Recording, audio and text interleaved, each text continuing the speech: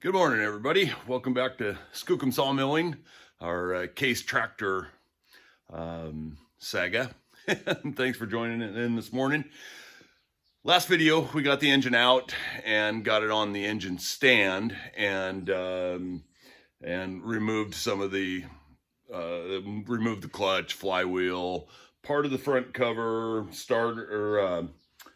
power steering, that sort of thing. Today we're going to go ahead and strip the rest of the block down and get the crankshaft out so that I can start miking that and just get a rough idea where I'm at with it, and then decide how we're going to proceed with that. So yeah, this is episode, I think, 6. I think I spoke in yesterday's video that was episode 6. That was episode 5. This is episode 6. So stick with me here. And I do want to say, yesterday I had my camera set up to film the actual removal of the engine from the chassis. I guess I must have not turned it on because I didn't get any footage of it. So sorry about that. It wasn't very eventful anyway, other than I darn near tipped the cherry picker over when it rolled off the edge of the concrete into the gravel.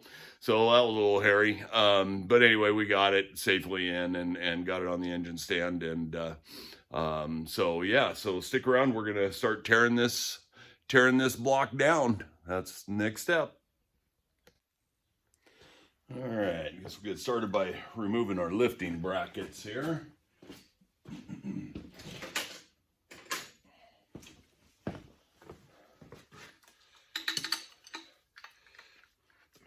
Clevises off.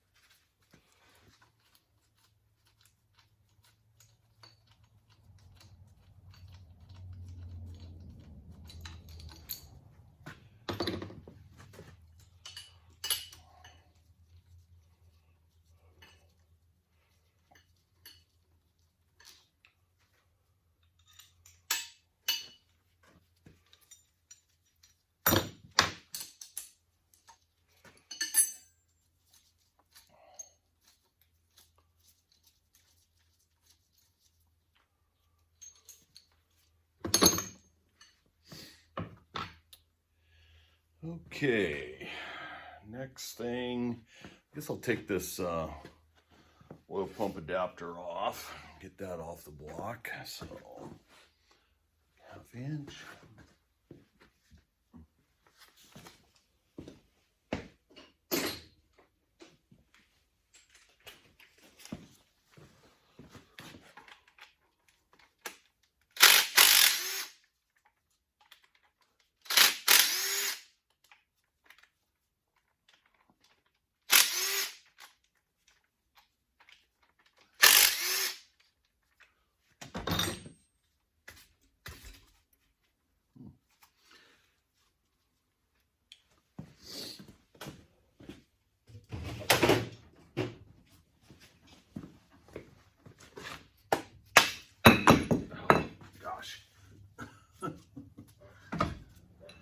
Okay, oil filter adapter bracket off. Okay. Let's see, I suppose at some point I've got to be thinking about getting this, I think this pulley, front pulley's got to come off next. So I got to figure that out. I got to clean it up a little bit and see if there's some pulling holes or something on it, see exactly how it comes off. So we'll be back. All right, so it turns out that this center of the crankshaft pulley is, I thought it was just the hub for the pulley, but it's actually a nut that goes on there. So we got that out. Now, I don't know, now I can pull the pulley off, I think.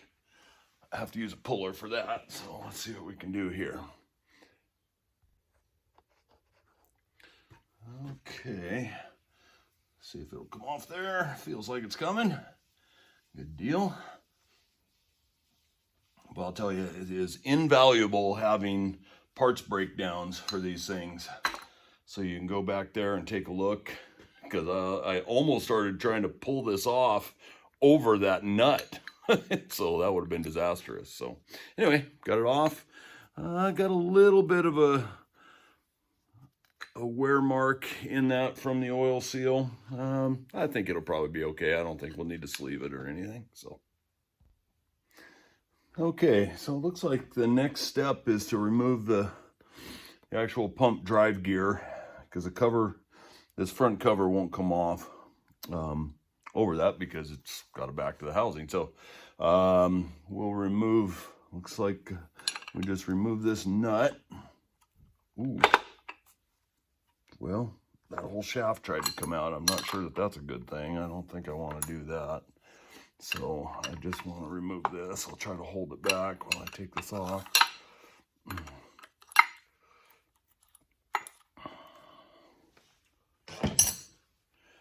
So let's see here.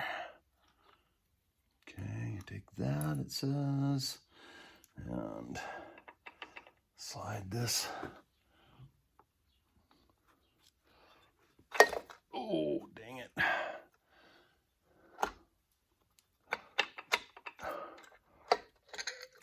Oh, shoot. Well, I hadn't wanted to do that, but there it is.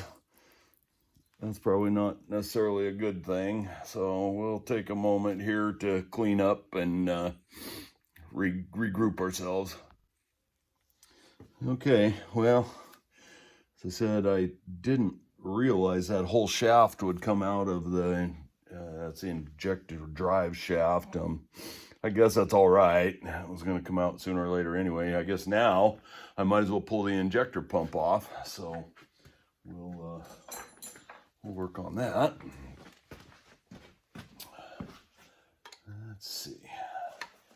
Looks like it's just 3 mounting bolts back here. So we'll go ahead and get it off there. And, you know, it's a little leaky and stuff. I think I've seen some videos on YouTube from some other guys that rebuilt these pumps.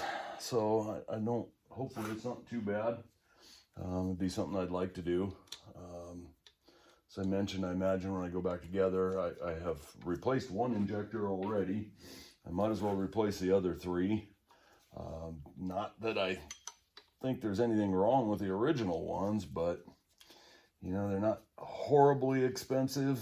So I think I might go ahead and do that and rebuild this pump or get it rebuilt or something. I'm not sure. Just kind of get things cleaned up. Some of the linkages are kind of loose. I want to get them tightened up. And oh boy, I don't know how I get out that back bolt.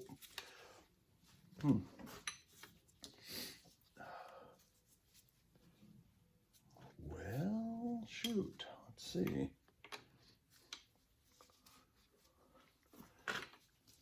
Huh. I'll come back to you. I don't know how to get this 3rd bolt back here out, so I'll be back with you in a minute. All right, so we got this last bolt. Turns out there was just enough room to get a box end wrench on it. And so we should be coming off. Yeah, there we go. Injector pump out and loose. You can see it's pretty dirty. So these linkages and stuff I think need some work. So yeah, we'll just go ahead and probably do something with this. Might as well let it drain here on the floor. One thing about being a woodworker and a sawmill operator, you never have lack of sawdust to put on the floor to soak up your messes. So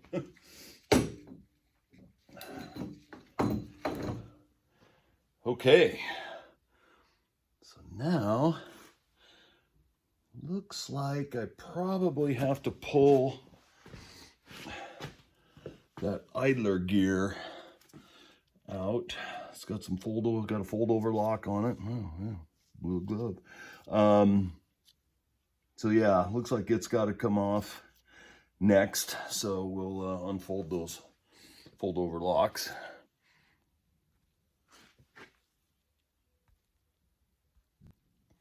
Want to make sure and treat these fold over locks properly, just in the off chance that squashed 253 ever watches one of my videos, because he's the master of fold-over locks,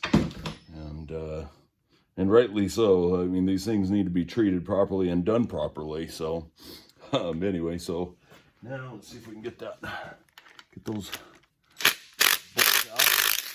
All right, there we go. There we go. Okay, so what do we got coming off here? Looks like the bolts.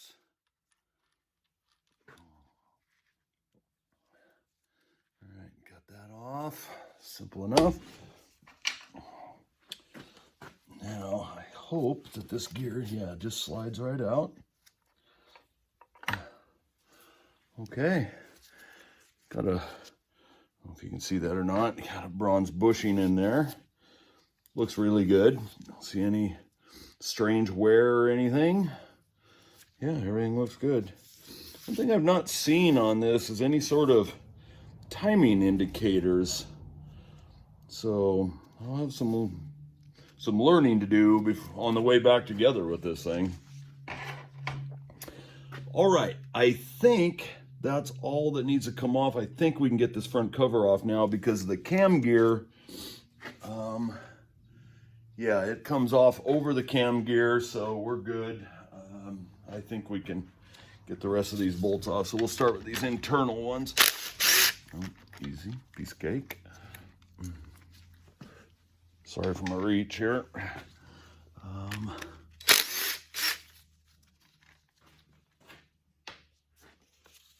Okay, 2 internals.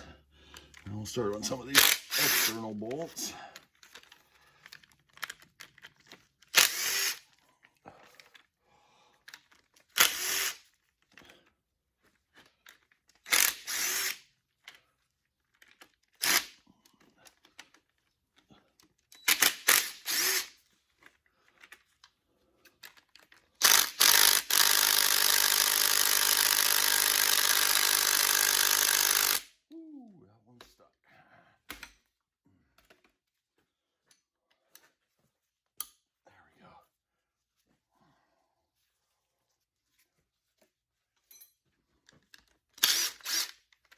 Okay, I think that that's all of them. So I have a couple of taps with the dead blow here. And I think that cover will come off if I can manage to not drop it.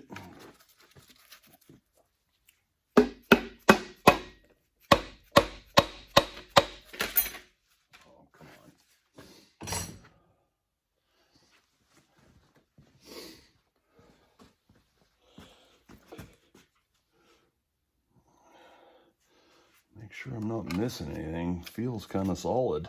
Some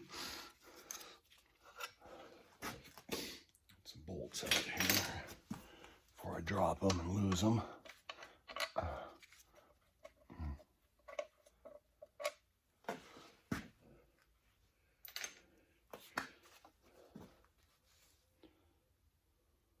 don't see any other bolts, so I'm assuming it's just stuck on there.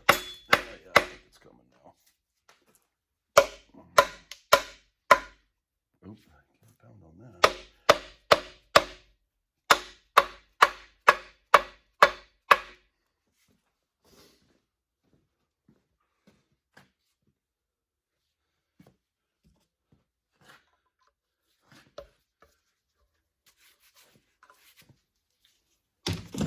Let's see, try a little. There we go.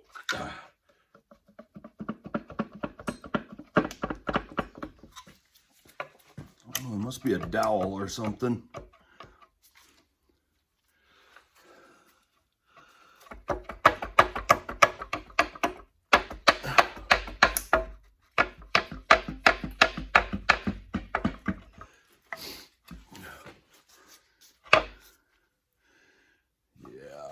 Looks like there's a dowel in there. Something on there. We go. Okay, got it off. Go set this down on the bench. We'll be back to look things over.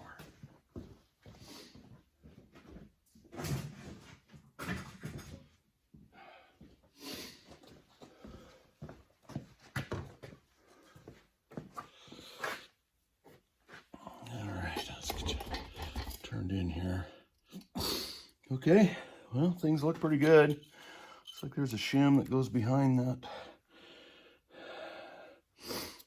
Not really sure what's going on there. This is the cam gear. Looks good. Wear looks really good. There's a little bit of, tiny bit of rust on some of those teeth. This, as I said before, this tractor sat for like, the last 6 or 7 years without hardly moving at all. Really without moving. May have been longer than that.